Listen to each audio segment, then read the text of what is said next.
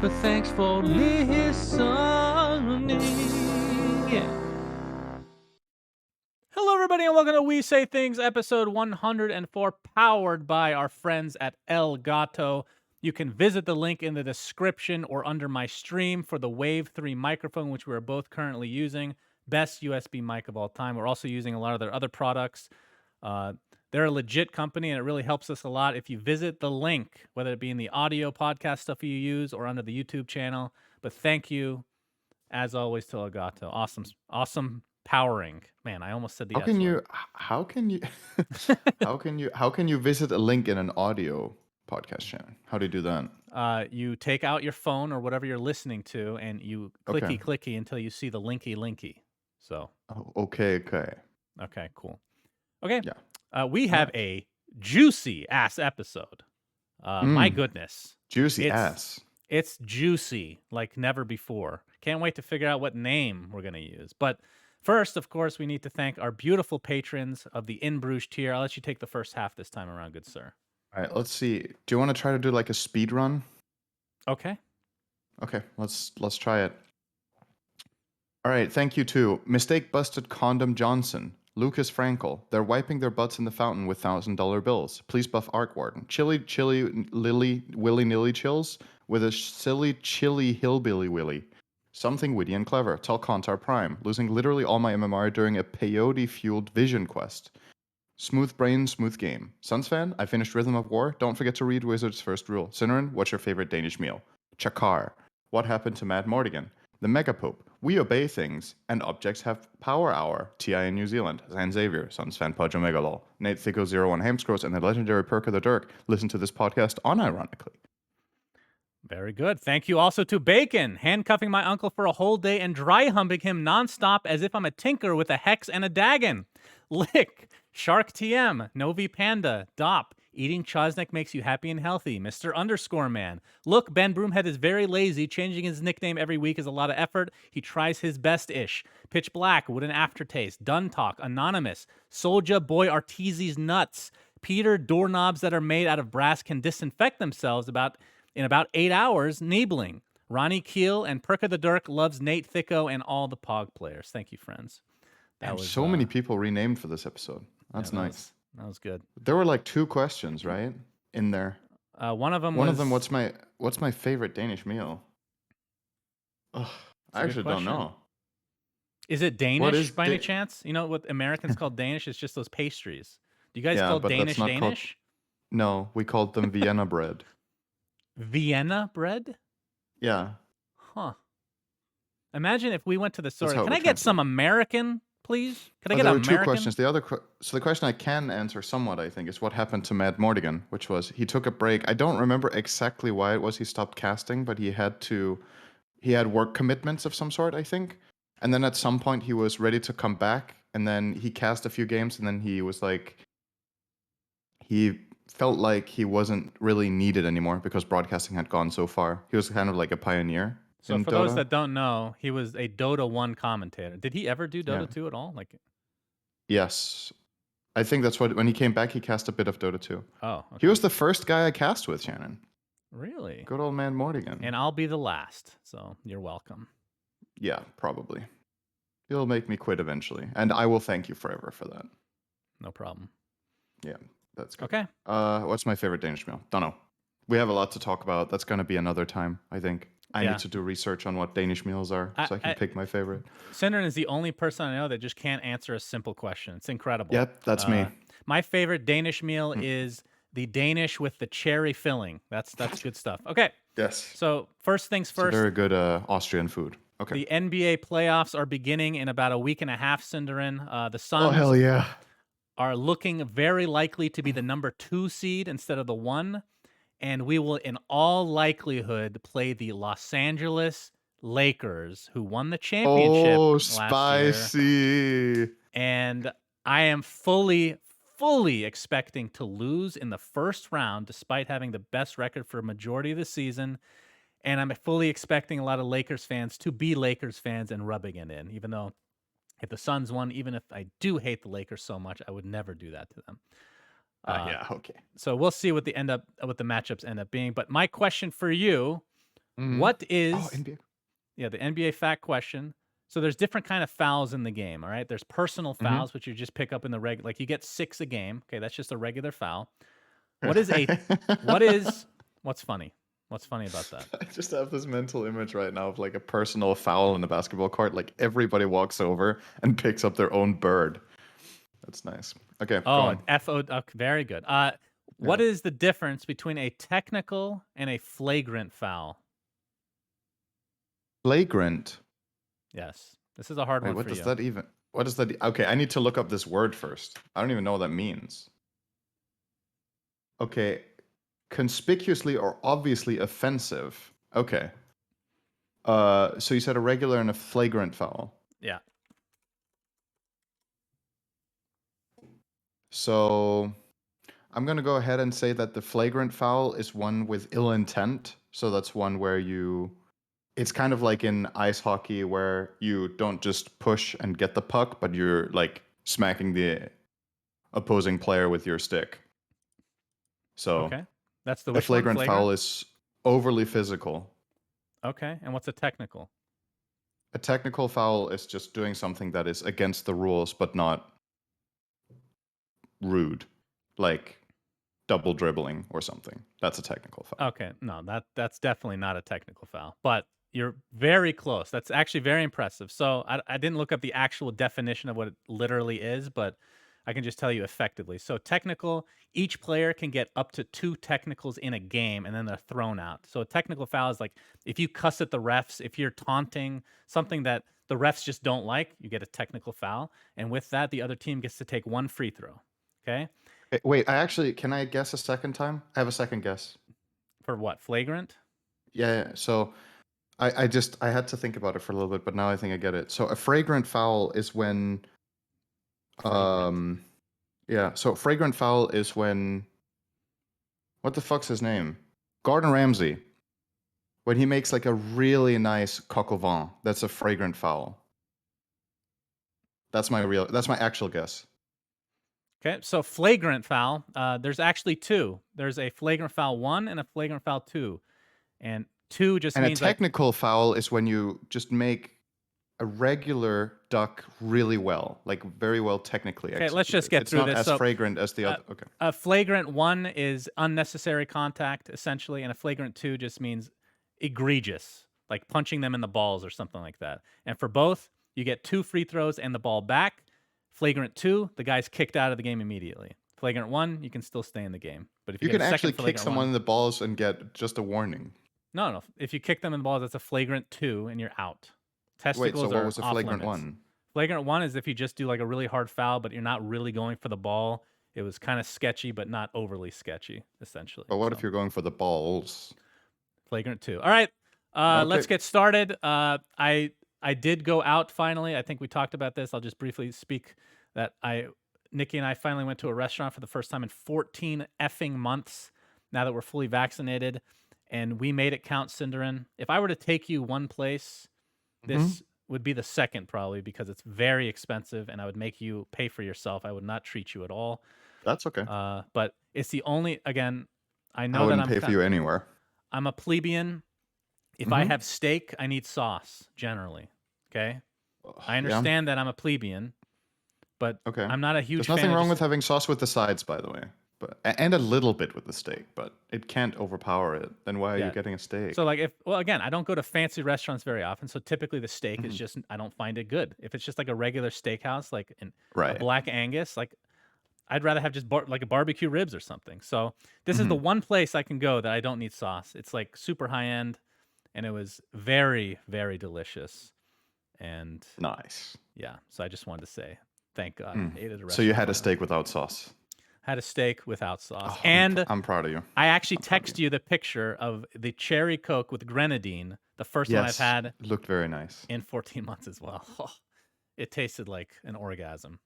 Okay, so final thing before we get started Hopefully, with it tasted sweet. We don't need to go into details on that. it depends on who you ask. So Okay.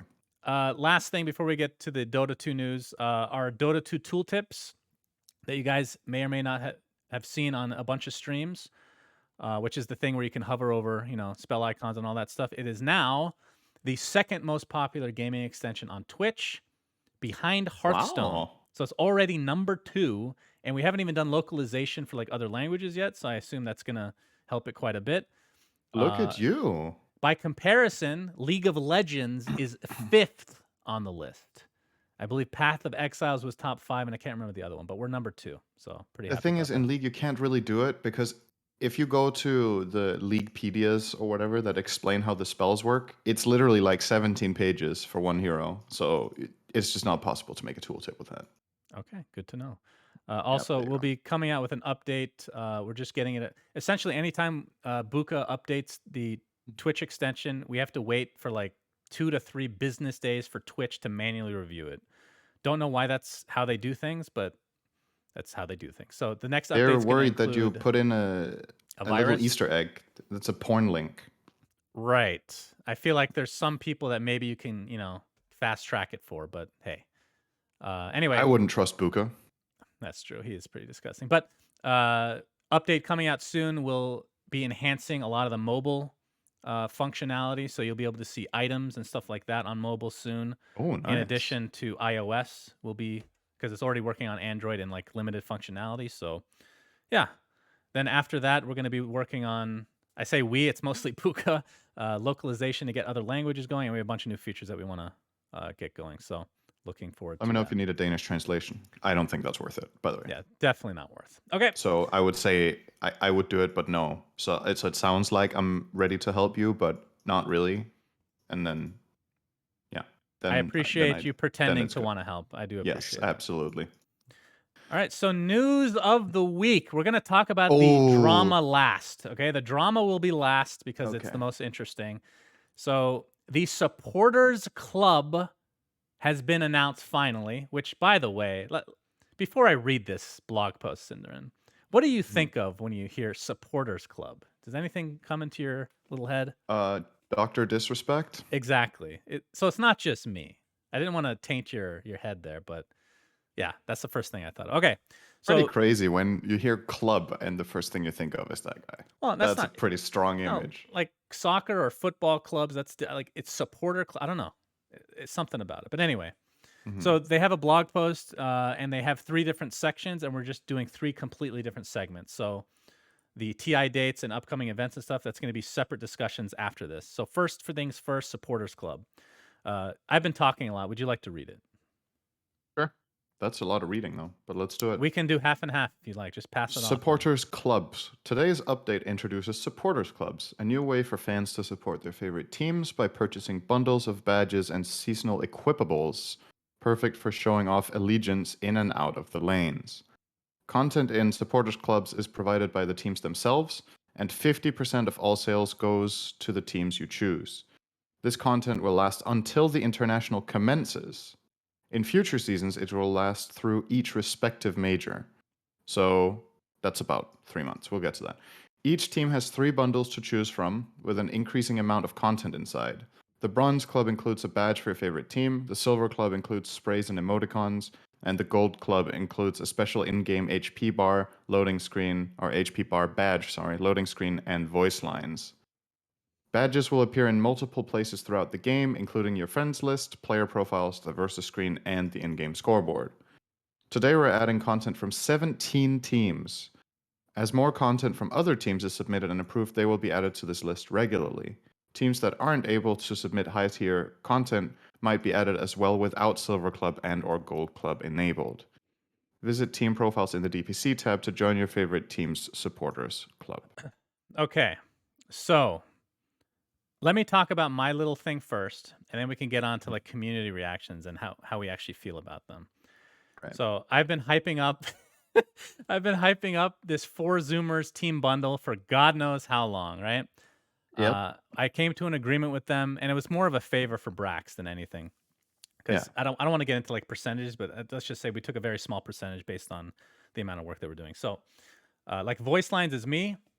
Nikki spends the time making emotes, loading screen, and spray paints. Like obviously that takes Mm-hmm. way more time than me doing 3 freaking voice lines. So we give that to them 4 months ago, and then Mm-hmm. this came and as we keep hearing like, oh, they're redoing, we got to resubmit, blah blah blah, like behind the scenes, I remind them, all right, you got to resubmit, you got to resubmit, be sure to resubmit. And the thing came out yesterday, and I looked, and they were not on there. So I'm like, huh, that's weird. So I messaged somebody at Valve. I'm like, did 4Zoomers submit anything? And they're like, no. I'm like, great, that's terrific, because half the sales are going to be on day one typically. So go to 4Zoomers, and they finally submit a day later, and I get a message from Valve. Okay, so here's the thing, Cinderin, and this is where you need to listen to the stream in just a moment. Okay. So I sent in 3 voice lines. So the way that it works is they ask you for minimum of 3 voice lines, but you can send as many as you want, and they choose 3. So I thought I was being a little crafty by only sending 3 so that they'd be kind of forced to use all 3. The reason it's crafty is because, first of all, the other 2 I think are good, which I won't even name what they are. The third one is very special to me, and I think it would legitimately make some really good Battle Pass content. But they came back to me yesterday and like, I'm sorry, this voice line just won't work. And it's of me belching. Okay, it's me belching into the microphone. So why is that not good? My response is this too good to be in the Battle Pass? And he just smiled. So what I would like to do today, so I resubmitted a new thing of me laughing. So it's going to be me laughing as a new one, which will come out later, I guess technically today. If you could turn on the Stream Center and listen, I'm going to play this file for everybody. So again, think of it this way. Valve is made up of the smartest people in the industry, right? Like legitimately, they're super fucking smart. I made a Valve employee listen to me do this.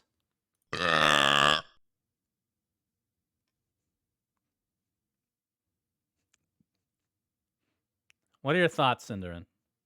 Okay, first of all, can I just say I hope that not only did they have to listen to that, but that they had to ask a second opinion.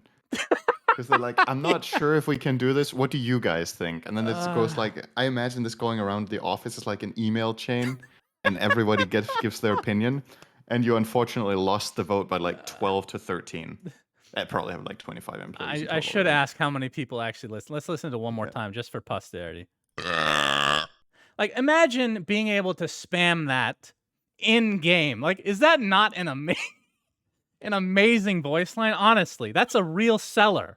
Okay, I know what they're doing. They want to keep this, except they're going to recreate it in some way. It's probably going to be Gabe himself belching into the microphone for the Battle Pass. Like, that's going to break 40 million. Let's be real, Cinderin. Just that sound, nothing else. They can just release that sound as a standalone. I know. And let it fund TI-11. All right, so let's talk about the rest of it. I just had to listen to it one more time. So yeah, the the 17 teams included Arkosh Gaming amongst others. Like we talked about, it comes with the bronze tier, silver tier, gold tier. One thing I do want to mention, which I found actually shocking, I want to get your opinion. The players on the team get a bronze version for free. What are your thoughts on that? Why? Why don't they get a gold version for free? Right. So here's the thing, right? This is my initial reaction. In the grand scheme of things, this is so irrelevant for profits. I know. So I was thinking it's actually worse that they gave a bronze tier versus nothing. Because if it was nothing, you're like, oh, Valve just didn't even think about it. Like, that's very normal. Right. Like that's an excuse. Giving them a bronze tier, I feel that's weird, right? That's really weird because you don't get the voice lines till gold. That's like the stuff that everybody wants. So, although I guess it's a way for the teams to prove that they like their own stuff, so they want to pay for it. I guess. I don't know. That's pretty far out. I don't know what they the should sales just have look the gold like, versions. There isn't really much to the talk community, about. The community reaction is extremely negative towards it. Toward the price range mainly, right? So it's a combination of things. Which one half is the people that want, like, we'll talk about the battle pass implications. They're upset that there's no battle pass. But yeah, the price, I'm trying, again, the 4Zoomers thing will come out today. I will be getting a small profit of it, or a small percentage of it. $20 seems like a shit ton for that stuff. I agree with the sentiment of the community, if I'm being honest. Without like going to the exact dates of TI, right? We'll talk about that later, but it's in August. Surprise, surprise. So basically, if you buy this stuff for $20, you have it for 2 months and a bit. You get these voice lines and these sprays for 2 months, and then after that, you don't know what happens. If you lose all of it, if it gets replaced, if like what the next season is going to cost, what that will include. As far as I know, you keep literally nothing when this expires. That's my understanding. Yeah. No matter which tier you buy, you even lose the badge when it runs out. Then you'll have to buy again. So it's kind of like the battle pass where there's something temporary and you know you're going to lose it, but that the amount of value of what you get here is like if you make a value proposition of this versus a level 1 battle pass, what is it a level 1 battle pass costs Level 1, usually? Yeah, $10 probably, right. right? For So like this is twice as expensive as a level 1 battle pass to buy a gold tier supporter club. right. Yeah. If you just look at that just strictly from a pragmatic, okay, what's the bang for your buck thing, this value proposition is really bad. Like the battle pass has so much stuff to give. I understand that's maybe not a completely fair comparison because it's like a unique thing that happens once a year, and it's Valve putting in a lot of work because they know the return on investment is amazing. But still, I kind of agree with the price range here, just not really corresponding to what you get. And from what I understood from reading, there's no country differences either, which is a big loss for especially the SA teams who have a shit ton of fans, but a lot of their fans can't afford to pay $20 to support their gold tier Right. subscription for their team. And that's a shame because that's a really big market for them to make a lot of profits in the region. So I don't know. I really like the implementation of this. I think having 3 tiers is fine. I think the stuff that comes with it is fine, but I agree with the pricing being off. And there's also some of the criticism was that 50% goes to the teams, and some people think it should be 75. I don't remember what old school workshop was.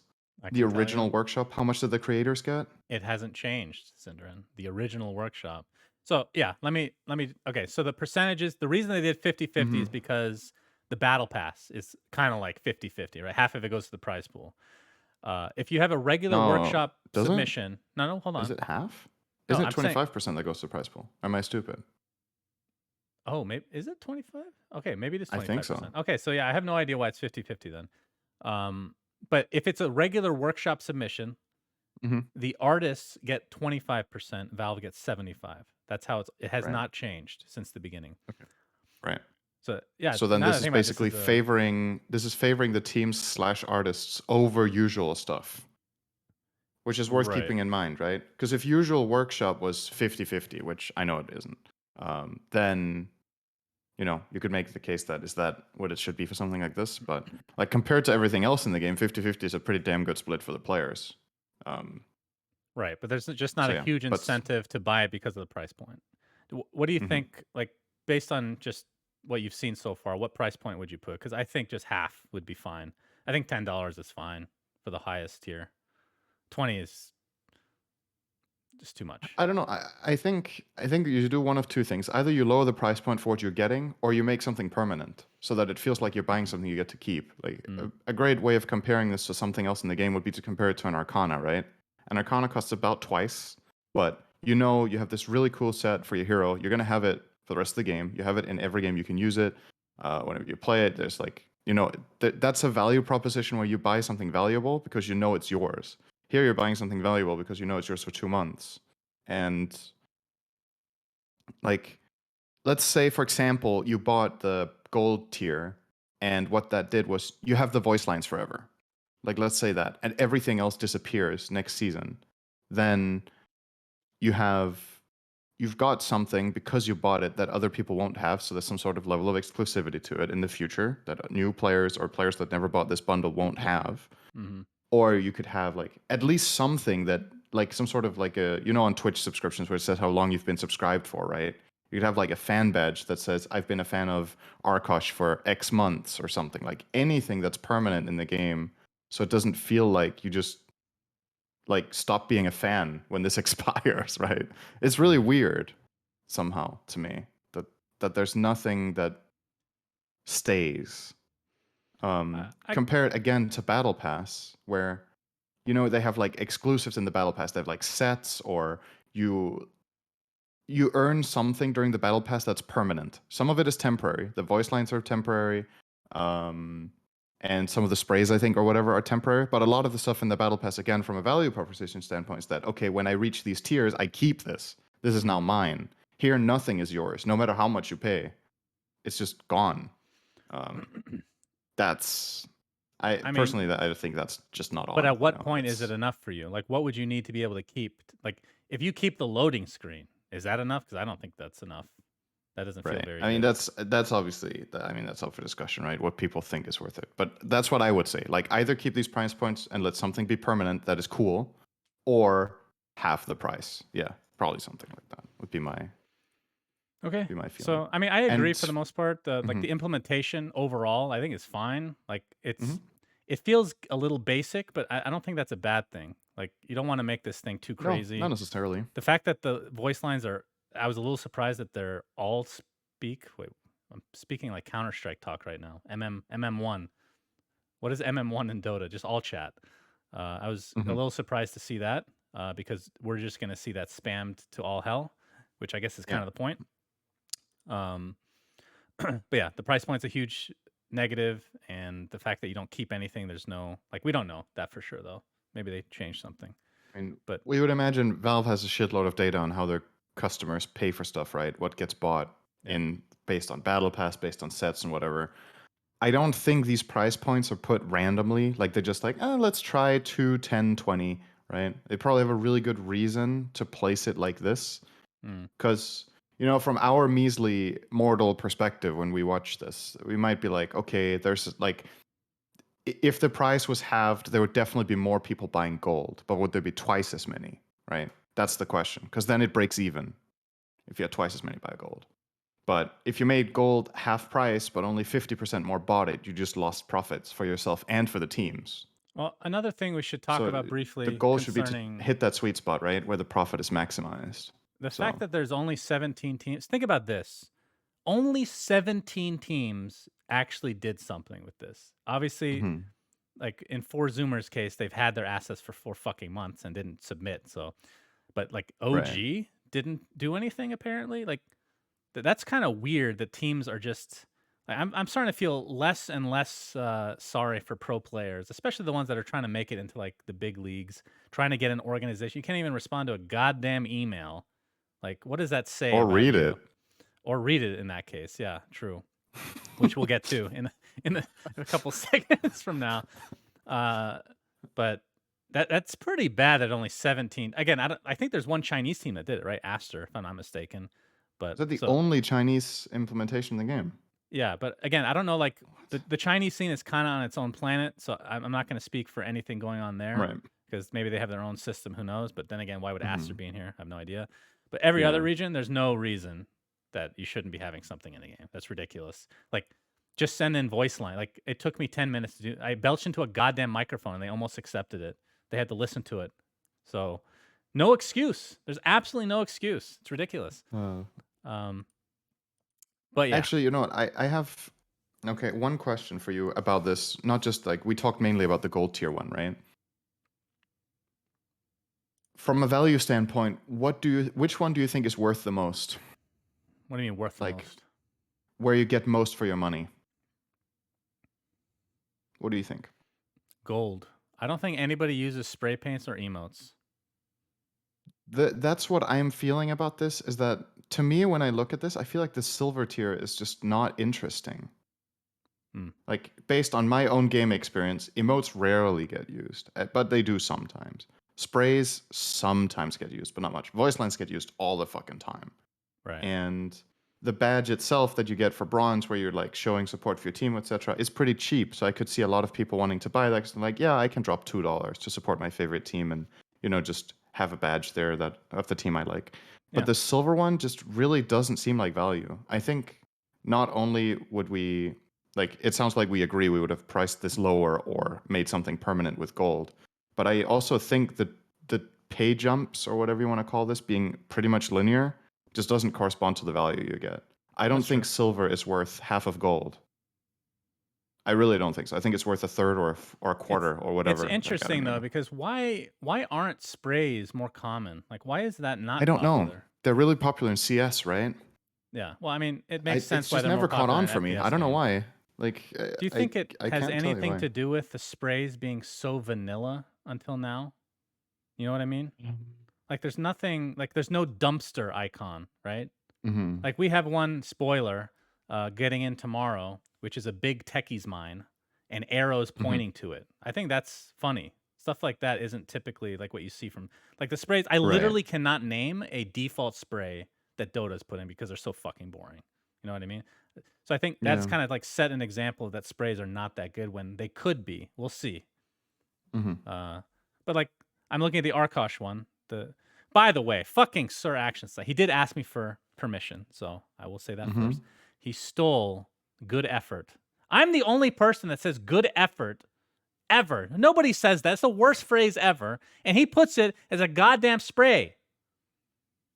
Oh, speaking of which, stealing someone else's content, I saw a really good suggestion in chat earlier. So I have this implementation on my stream where you can pay channel points to play a sound. Oh boy. Can I have your belch? I'm using it for myself. How dare you? You're gonna have to belch yourself.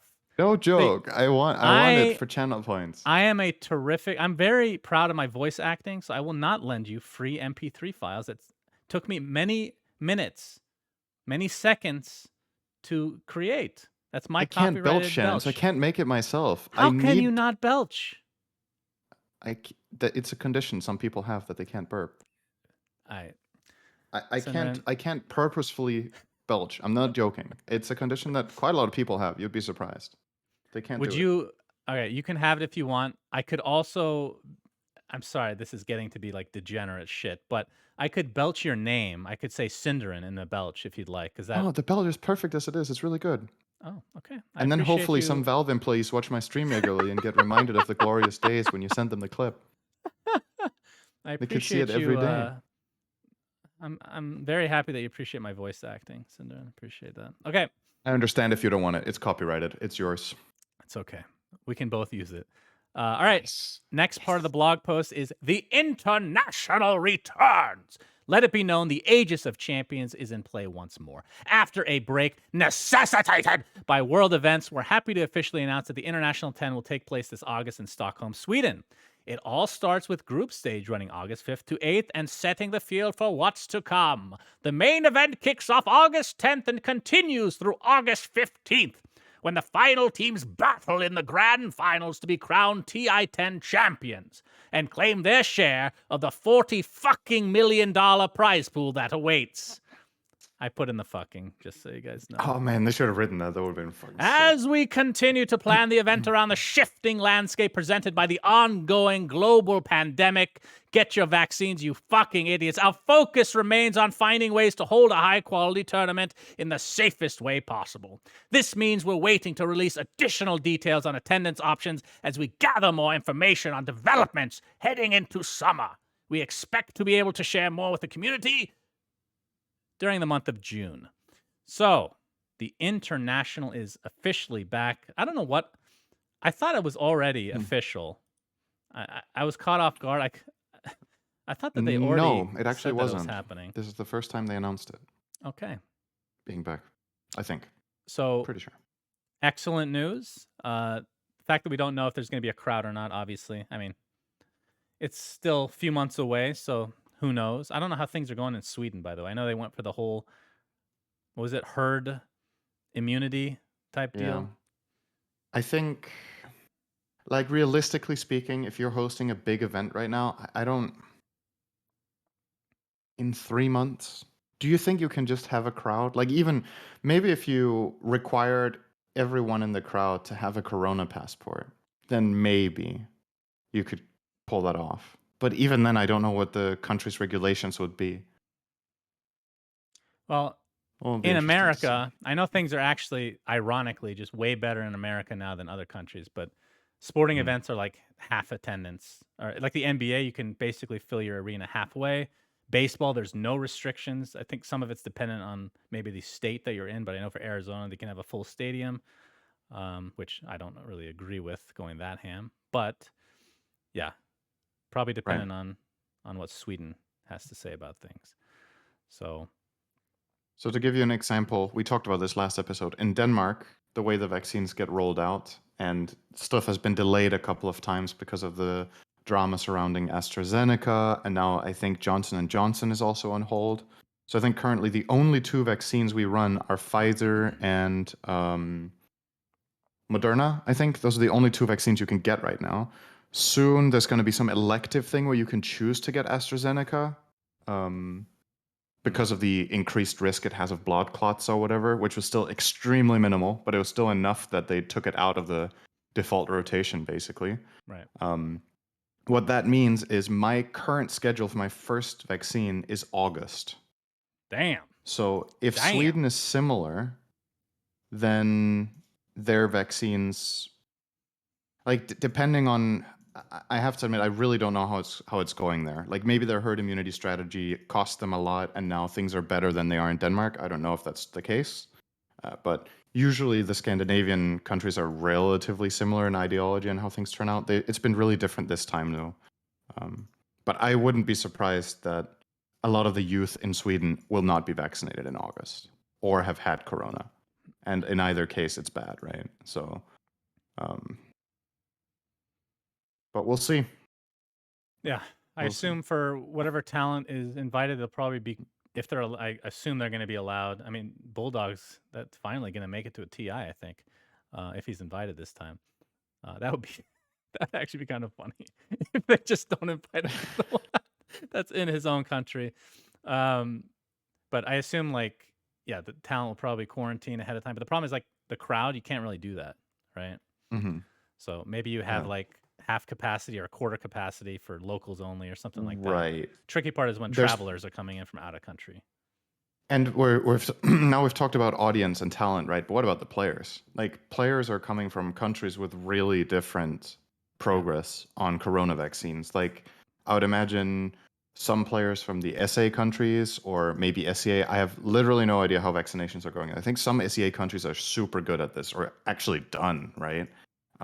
But maybe others aren't. I don't know about like say the Philippines, for example, or yeah, South America, some Europeans as well. Again, like depending on which country you're from, right?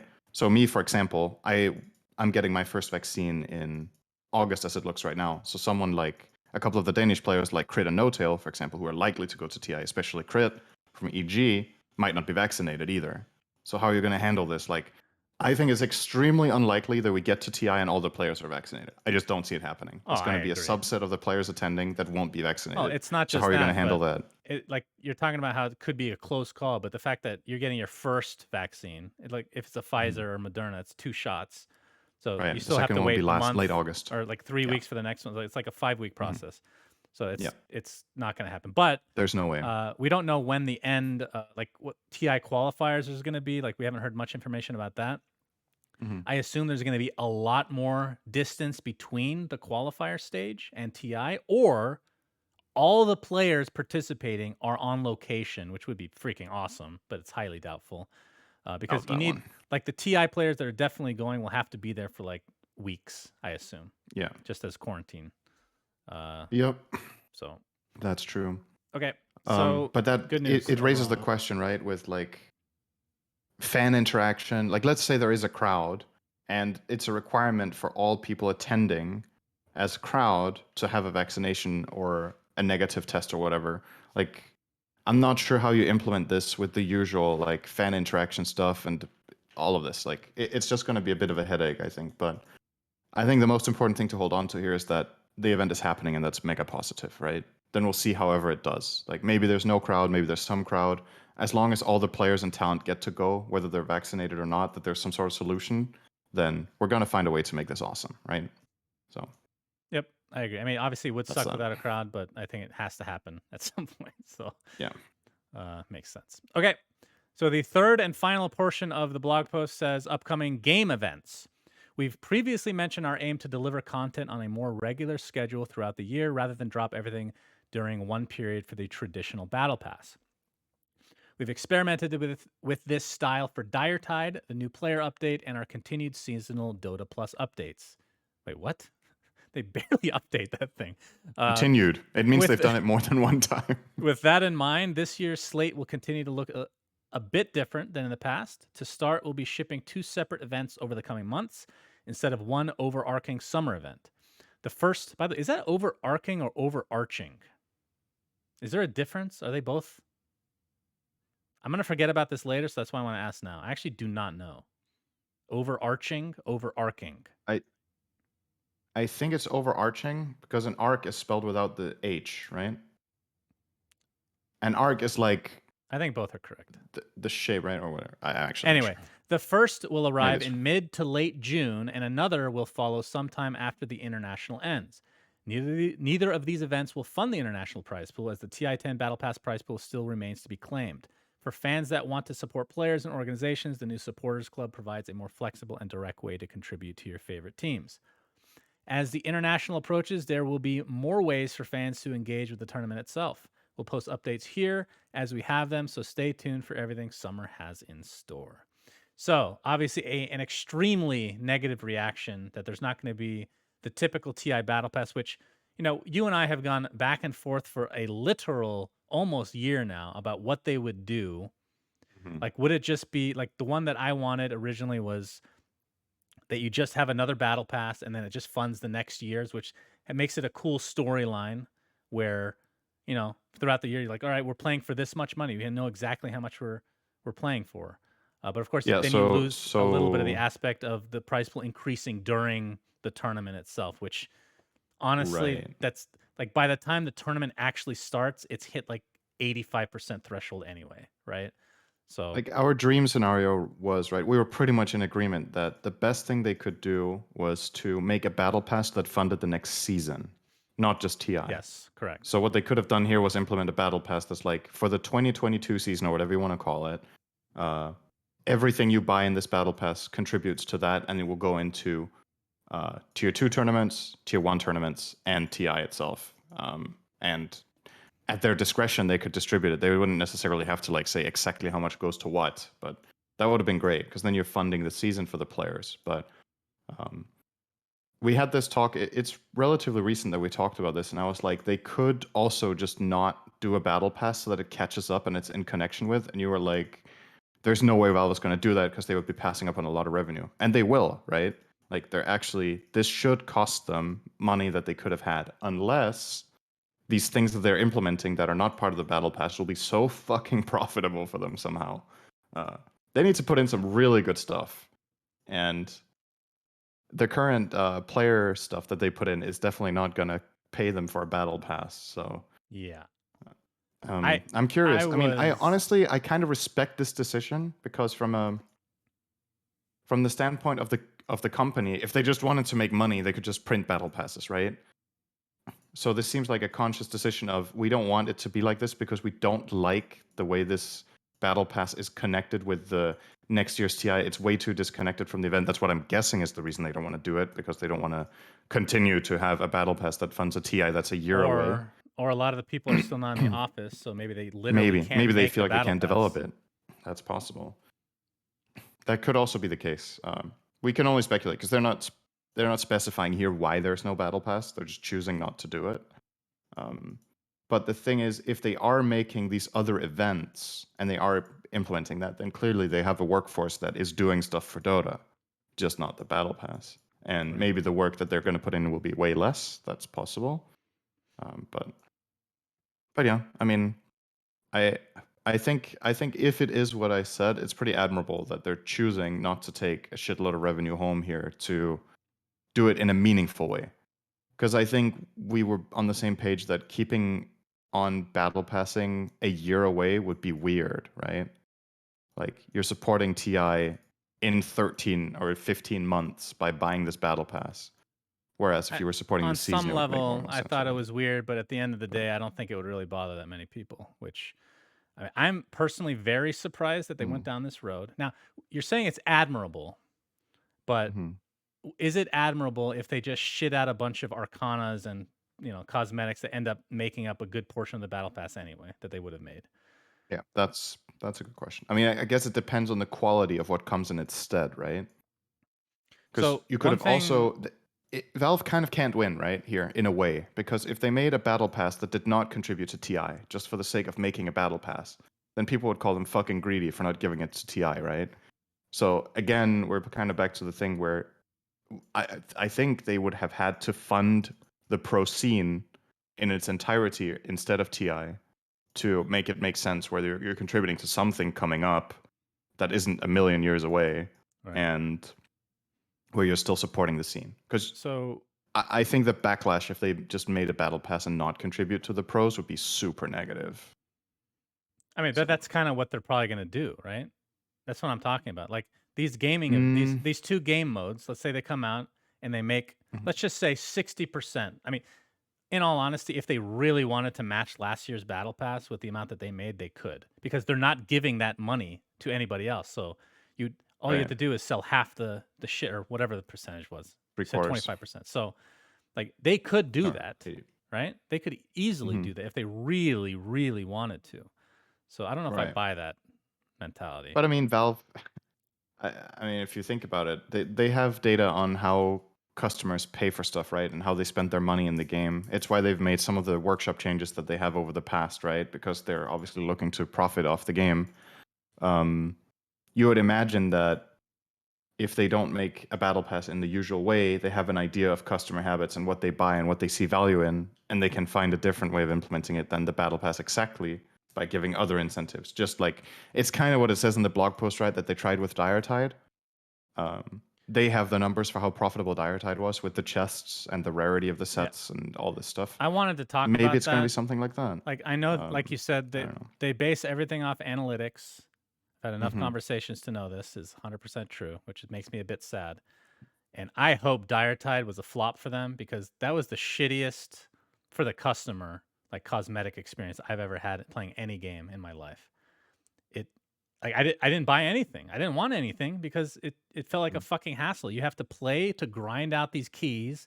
You get the keys and they're literally, I mean, you can sell them, I guess, for like, after like a week they were worth nothing essentially. And then you get a RNG chance to get something that you want. I mean, it was again, I don't know if I'm in the minority with this one. I really, really hated like the whole cosmetic thing. It was kind The of like monetization model. the old Dota slash CS:GO thing, right? Where you would get a crate and then you would get a key for it. Yeah, That a lot for of the people record, wanted. I really dislike this Counter Strike monetization as well. Hmm. And a lot of it is because you're used to a certain way, right? And the Yeah. old way was you just buy the chests and you get whatever you want, pretty much. Hmm. And they were relatively cheap to be able to do so, and you get a small RNG chance to get something special. That that again, don't know if I'm Yeah, in the I think minority of that, but I now really don't like it. the raw amount of stuff that was there, but you could sell the sets immediately as well, right? So if there was one set you really wanted, you could buy it on the market, and the market self-regulated really fast. So Yeah, if you wanted something rare, it was obviously expensive because few people had it. But if you're like, oh, I like these two sets that are level 1 or level 2, you could just buy them off the market. I feel like there's no harm in that. Like, so I personally disagree. I think the way that Diretide works with the chest system is fine. I actually kind of like it just because it gives all the users the agency of putting the value of the items, right? In the usual chest or TI Battle Pass sense, where things are locked and can't be traded for like a year or whatever, the value is kind of artificial because the inherent value is in the fact that you can't trade it in a way. It's that this is exclusive for a year and then it's available.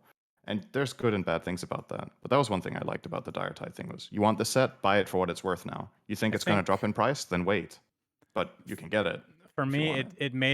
So, it made it more complicated, and it just made me not interested in the cosmetics at all versus mhm, every other event that they've had.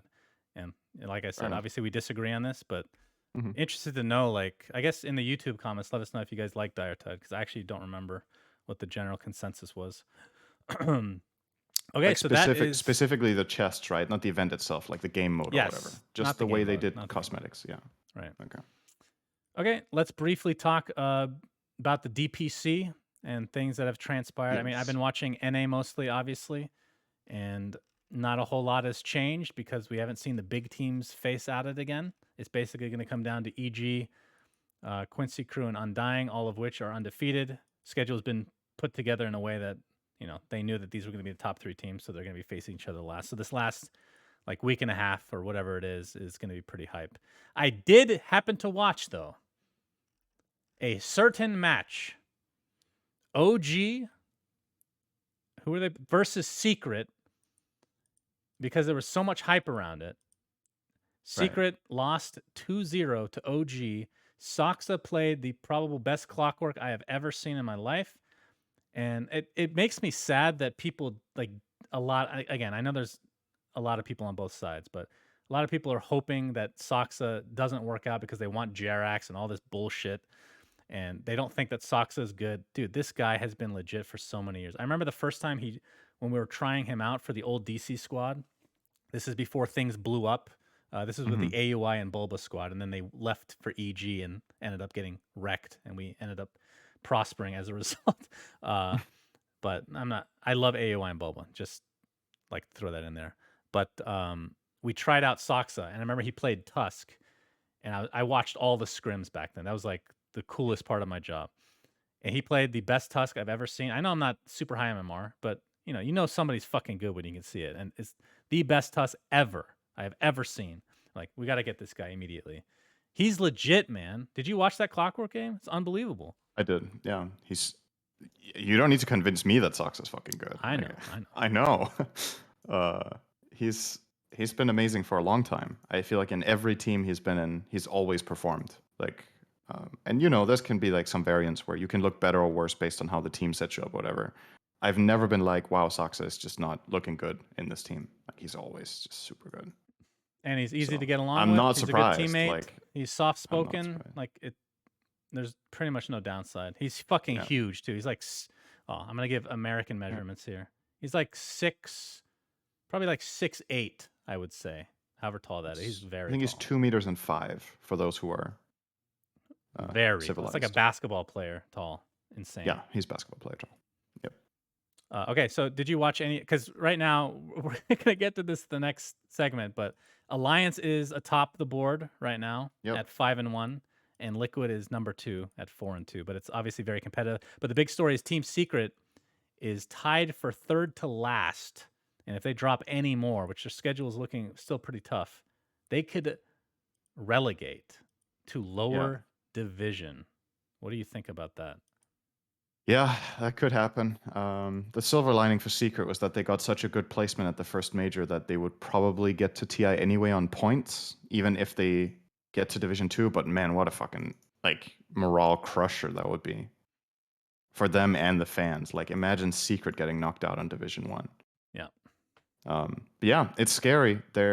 Just to give an idea of Europe right now, there's one clear bottom team, which is Hellbear Smashers. They're out. And the last spot that gets relegated will probably be either Tundra, Secret, or Brame. Those are the most likely. Brame and Secret are 3-3, and Tundra is 2-4. So technically, if Tundra win their last series and Secret lose theirs, they're tied. And then they have to play a series. They play each other, actually. They actually play each other for their final Secret match. plays Brame. Yeah. Didn't you say Brame? And Secret and Tundra. Oh, okay. But yeah, the Secret Brame one will decide who has... The loser of that could play a playoff, or whatever you want to call it, for avoiding relegation against Tundra, if Tundra win against Nigma. If Tundra lose to Nigma, we're done. Then Tundra and Hellbear are relegated, and everyone else stays. And in the top, like you said, Alliance is 5-1. Their worst possible score now is 5-2, which would be a tie with Team Liquid for first place. So Alliance still have to play Smashers, which they're clearly very favored in. Smashers have nothing to play for. They're knocked out. And they've been the weakest team overall. And Liquid have to play OG, which is, a lot more of a challenging match. So in all likelihood, Alliance will end out on top of the board. So if Secret win, it's technically possible if OG and Nigma lose the rest of their matches for it to be like a big tie, right? Yeah, there is a possibility for a huge tie for second, I think. It's more than likely that they will just be at the bottom of that division and will not go to the major, but will still qualify for TI in all likelihood. Yeah. Okay. Anything else catch your eye for the DPC as a whole? Which obviously, once the DPC is over, we'll go over every single division. But since I don't really have time to watch more than a couple EU games and then all of NA, that's all I got to offer. Right. I mean, we're mainly following Europe and NA, right? Because that's our respective regions. I haven't been paying too much attention to the other regions for now. But I mean, if you want to catch up, we can quickly have a look and do an Well, update I for think every region. it. So I don't think we need to do that now because we have here, so much let's. more to talk It's a about. long episode. I think we do that when the season is over, right? Or Yeah. when we get to playoffs. Agreed. Okay. Yep. Next thing on the list. There has been some drama in the scene this week. Essentially, I'll Oh give the no! TLDR. Alliance put out a video. I didn't even watch it, but the video contains PPD, who's their coach, talking to the team, obviously, during the gameplay, which is not a usual thing for Dota, because historically speaking, Valve has been very against the idea of coaching in game. We've seen coaching with the draft and all that, and then like at TI, they have to get out of the booth, etc., etc. So I want this in two different combos because our last combo of the day is going to be whether we want or we Right. like the idea of coaching in that respect. But the drama itself is that OG caught wind of this along with everybody else, and No Tail tweeted out the following: having a coach during a Dota game has never been allowed. Zero respect for people that cheat. Same thing when people use macros and claim it's not against the rules or I still have to know when to use it. LOL. Mentioned concept to Valve at TI9. They said no. Cheaters are big pussies. I say. Pussies. I don't know why he said it like that, but yeah. I don't know. So this, who is this? This is, so OG apparently found out later, or No Tail, I should say, that of course this started up a whole bunch of drama, right? Because coaching in Dota is not normal for in-game. It does seem like cheating. But apparently ESL, who does the that region, sent out an email because it wasn't in the rules, but they sent an email basically okaying coaches in general. And apparently, Alliance is the only one to have read this email We're and the only one to take advantage of it, at least. take advantage of it. So Yeah. now there's like two different, viewpoint. Like obviously, a lot of the community is like Alliance are cheaters, which we can talk about. And then the other side is like OG just didn't read their fucking email. So Yeah. So what do you think about this whole thing? This is a very All right. interesting drama-filled garbage. Yeah. So I'll try to give my take on the whole thing, if that's okay. Like just all of the stuff. So first of all, you have a rule book that gets sent out that it's kind of consensus right now what is in the rules for tournaments. So if you make a major change like coaching, I feel like it shouldn't just be a side note in an email. It should be part of the official rule book. It should be communicated very clearly, and you should make sure that all the teams understand what this includes. It can't just be like a little extra thing. So from my understanding, based on what every team has said, including Alliance's own statements, I feel like this change to the rules was not communicated clearly enough because it has a really big magnitude on gameplay. So I think ESL dropped the ball on that, first of all. I think the communication should just have been better. That's the first thing. Then, secondly, Alliance getting shitloads of hate for this. I really, like, I understand why people are hating on Alliance for this to an extent, but I really think they did nothing wrong. They followed the rules. The problem, you're not doing anything wrong by following the rules. And some people are like, well, if you guys are using a coach, you should be telling the other teams to also use a coach. Why the fuck should they do that? That's not their responsibility. I'm like babysitting the other teams and like, hey guys, did you read the rules? By the way, we can have a coach in the game now. We're using PPD. Who are you guys going to use? Like, come on. Like, that's not Alliance's responsibility or their problem. Like, so far, with everything I've read, there's miscommunication as well. Because I think, like, based on No Tail's tweets or whatever, I don't think he hasn't like officially backed down from what he wrote, but I don't think he considers Alliance cheaters in the scope of how things are now, right? But with the information he had available to himself at the time, things might have looked different than they do now, right? But like they're following the rules. You're not a cheater if you play by the rules. Then you can say that the rules are bad or that the rules were communicated poorly, then sure. But then the one at fault is at ESL. You're not at fault for playing by the rules. Okay, is there a difference between something being cheating and being unethical? Do you think it's unethical that they did it? No. Okay. Just want to. I don't think so. So But I it's unethical. It's unethical in the sense that if this was communicated to, like, I don't even know how this would happen, but like, imagine Alliance get this information and the other teams don't. Then it's unethical that Alliance don't tell the other teams. But do they But have how would any they reason to know? expect the other teams not to know when it's an email that was sent to every team? Right. Like, So if they were told in private, like, hey, we're going to do coaches, so and something then that we're going to allow it, but isn't not talked officially about, post it, then yeah. something that isn't But talked about as often, like I haven't seen it that much, the fact that that Alliance publicly posted this video mhm. pretty much to me, like again, we've already talked They had about the nothing ins to and outs. hide. There's nothing to hide. Like they're obviously Yeah. innocent of cheating. Now, Mhm. having said that,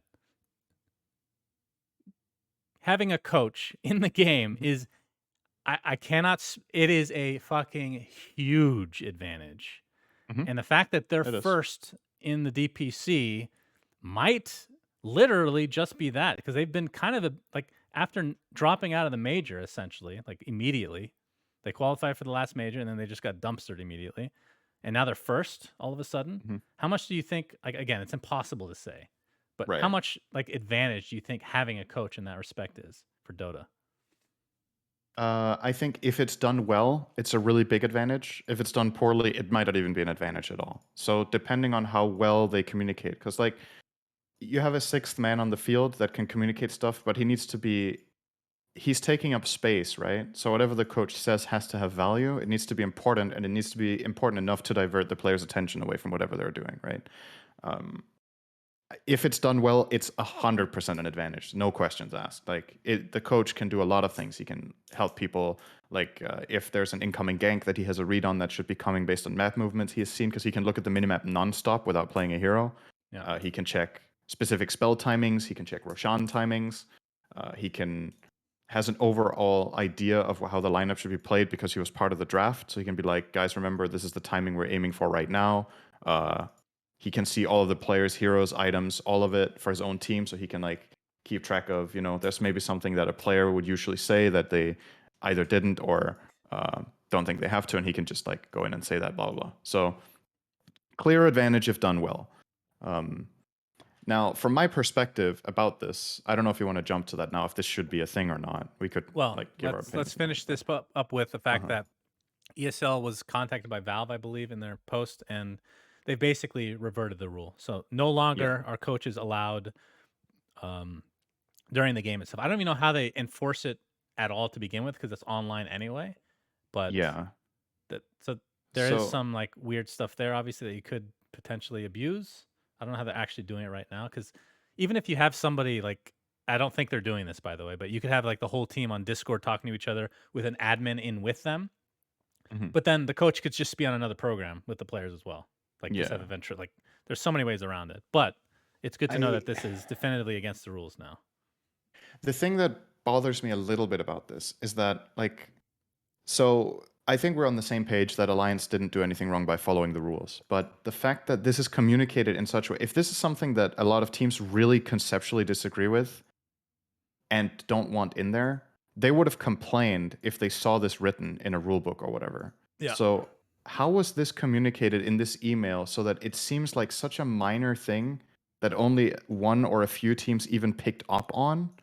Hmm. Um, like So you can let's. say, like imagine this. Let's put it on edge, right? Let's say um, we, hey, we're hosting this season of the DPC.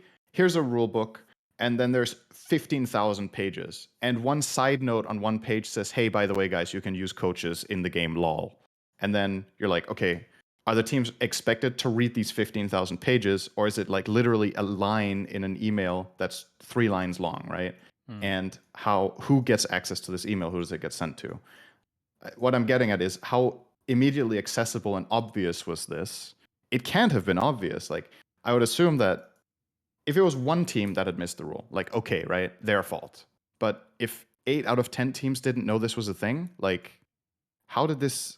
How did Alliance and maybe I don't know, like I think Viking as well have been using it or picked up on it or whatever. Like how did so few teams realize this was a thing? It should be the majority that knows and the minority that doesn't, not the other way around. Like I just Hmm. it are the teams really that incompetent in reading? Like, was it super obvious and only Alliance read their emails, or was this I a mean, side note that you needed to look for to it's probably a find? mixture of all of Like, the above.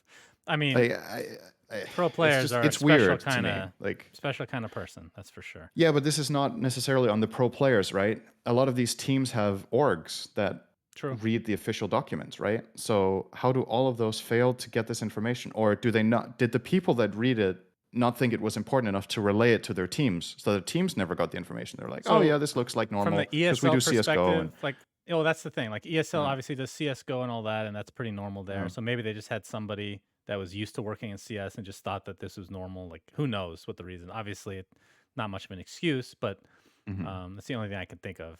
But yeah, it is weird. It's definitely very weird, but I don't think like anything malicious from like No, Alliance or I don't think it was even malicious from ESL. Obviously, it's no, I don't think so either. just bad communication overall. Bad And communication. And I think, honestly, if you're running DPC, like, it's meant to be a league that has impacts of leading to TI. I think there should just be there should be like a norm, right? I find it weird that ESL can add this ruling to 2 regions, I think it was.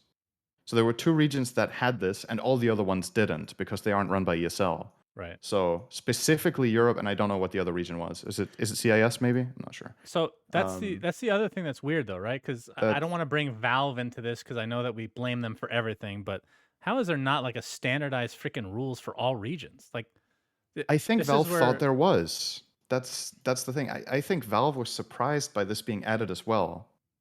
but like, Because, like, think of it this why way: are the these drama comes out. organizers? Why are these organizers sending rules? They should be written by Valve, right? Like, Yeah, why are there any I don't differences understand why between ESL regions at got to all? choose this. Like, I don't get it either. Like, how did they get to just add an additional ruling that or additional rule that other regions don't have? How is that not just a flat out standard? I think from Valve's perspective, they didn't know that this was a thing until recently when it Well, was for found sure. out or Yeah, posted about, and then they were like, guys, remove this rule immediately. We don't want this. But like, yeah. how does ESL have the power to implement this? Is weird to me. Like, it should just, and like you said, it's hard to enforce it, right? That might have been ESL's perspective on this whole thing. Is we're in an online era, we can't monitor and make sure the teams don't use coaching in this way. So how about we just allow it, and then it's quote unquote fair for everyone because it's within the rules and therefore you have access to it. Where the counter argument would be, well, it's not fair because not every team has access to this luxury of having a coach on site that's really good at Dota and can be the sixth man for the team. Then you're giving further advantages to the teams that have more money, Yeah. right? Because they can afford this. It's like there's arguments on both sides, but like all in all, if I were to, I don't know if we should say place blame or whatever, but I think the biggest problem in all of this is the communication between ESL and the other entities, like whether it's Valve or the teams, that this was not inherently clear and obvious to everyone, and that it was not cleared with Valve that it was okay. Like, that to me is just strange. I don't know who got to just sit down and write this rule, and Yeah. how did it get approved in ESL in the first place? Like, who in ESL read through these rules and said, "Yep, that's a good idea," and we're all in agreement, and now we're going to write it in an email? I don't know. That was a bit of a miss, I think. So let's segue into the final topic before we Right. bid everybody adieu. Should coaches be a thing in Dota? So I know you're going to talk forever because you have more experience than me in Dota. So let me just Mhm. say I absolutely hate the idea of having coaches in game. I think in the draft it's really cool because you get that extra perspective that then it gives a job, it gives something for coaches to do other than Right. prep beforehand. Like they get to feel like they're involved in the game. But once you start letting coaches actually do something during the game, it feels like it ruins Dota. You talked about all the stuff that they can help with. Like it just becomes about min maxing and whoever has the most resources with the most monitors and tools to use to find out the cooldowns on spells and all that bullshit. Like that takes a lot of the skill away from the Yep. game. So I'm adamantly against it. I hate the idea of in-game coaches. Yeah, it's the same for me. If I could write a universal rule set, it would be, I think the version of coaching we've had in the last few years has been really good. That the coaches can be analyzing the replays and can be a part of drafting and setting the strategy for the game. But when it's crunch time, the coach is not a part of the game. I think that's how it should be. And I think, honestly, I think most people, including teams, will just agree with this, that that is how Dota should be. But that, it's hard to enforce it in an online environment. That's kind of the problem. But on LANs, I don't see the rules So changing. I the don't think thing there's that going to be LANs that are like, let's put a coach in the game. I just don't see it. It's so not good. let's just say this was implemented for whatever reason, which I highly find unlikely, but let's say it Yeah. happens. I actually think that a lot of players end up getting demoted, if you want to call it that, into coaching. Like a lot of these captains that maybe aren't as mechanically skilled anymore, but have like this overarching like viewpoint of the game and they're directing people. That now becomes the coach's job during the game. So Right. now you just want the best mechanically skilled players and you just have your coach bossing everybody around, right? It The coach changes would kind of become the captain. Yeah. It exactly. would. Like everything changes Yeah. so dramatically. And I think that's just again, I'm not going to say it's worse because we haven't really seen what that. I guess from Alliance perspective, we've kind of seen in this DPC, but as a whole, we Yeah. haven't really seen that. So I can't.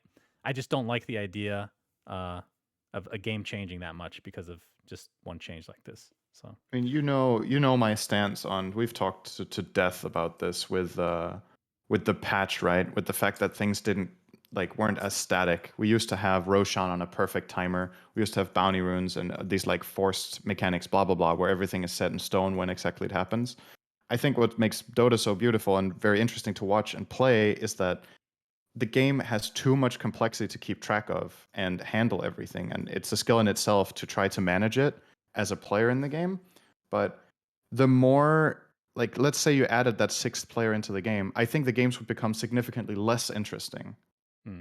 because there will be a lot of the things that make games, that make moments, would disappear, like the surprise that a spell was ready when you thought it wasn't, or that a team loses track and forgets to check Roshan at the perfect moment. All this stuff like that Yeah. that generates wins and losses in the game would just become minimized, and it would become way more of like a mechanical procedure. Okay, now we're at this time, now we do this next step, this next step, this next step.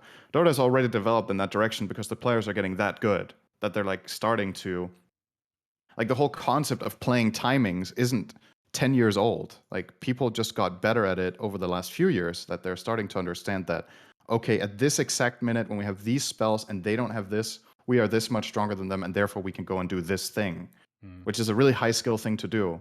But it becomes less and less of a high skill thing if there's someone who can dedicate it just do that one thing. Then it's not like as impressive anymore, it's not as exciting anymore, and I think the gameplay will just become more monotonous and more defined. So I'm really against this conceptually, that coaches are the sixth man on the field. Um, so, and I guess that's kind of where some of the, how to say, the disagreements are here between the teams. Probably is that some teams maybe thought this was like an quote unquote unwritten rule that you don't do this because this is the impact that it has on the game. That they're like, even if it was allowed, we wouldn't do it because we think it's bad for the game. That there's like some sort of I overall feel like consensus that that would that's have bad been. Dota. I feel like that would have been But tweeted out already if that were the case, right? yeah, again, this whole mess seems like it's a communication error overall. Because I think if it was in the rules and every team knew it, some of the teams would have just taken it to the public and been like, we don't like this. We think this is bad in the game. Or they would have handled it privately and the rule would have just been removed, right? Yeah. In either case, it wouldn't have. I feel like this would not have passed as a rule if all the teams knew it. I think Of there would have course. been way too many vetoes for it. Yep. And then, I agree. so.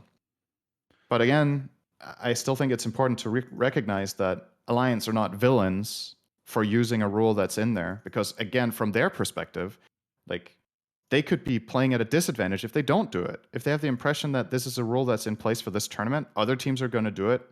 We take advantage of the situation ourselves as well. We can do this.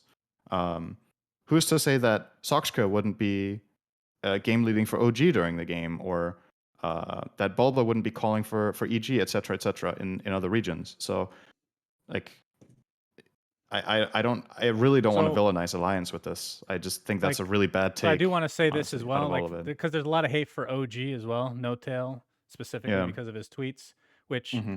he's a passionate guy. He has Right. an The instant wording reaction to could have been something. better. Yeah, The for wording could sure. have definitely And been better. obviously, they're the ones that didn't technically read the email. And I think he's kind of Mhm. backtracked a lot of what he said anyway. But like, I understand where he's coming from because if you found out that somebody's doing that and it wasn't against, that's literally cheating. Like that's as big of an advantage as you could possibly get for these pro players. So if it was not allowed, then he's definitely in his right to call Alliance cheaters, but it was. So then it just makes him look uninformed, and it just feels like unnecessary flame toward another team. Yeah. So either overall, way, this will spice things up for Yeah. for the as if more was needed to be spiced up for the EU division. My goodness, very competitive indeed. Okay, that brings us to the end of the episode, Cinderman. Thank you as always for everybody for watching. Thank you to Elgato for powering this episode. And until next time, Suns fan Cinderin signing out. Goodbye. Don't forget to subscribe. We say things that don't mean anything, but thanks for listening. Yeah.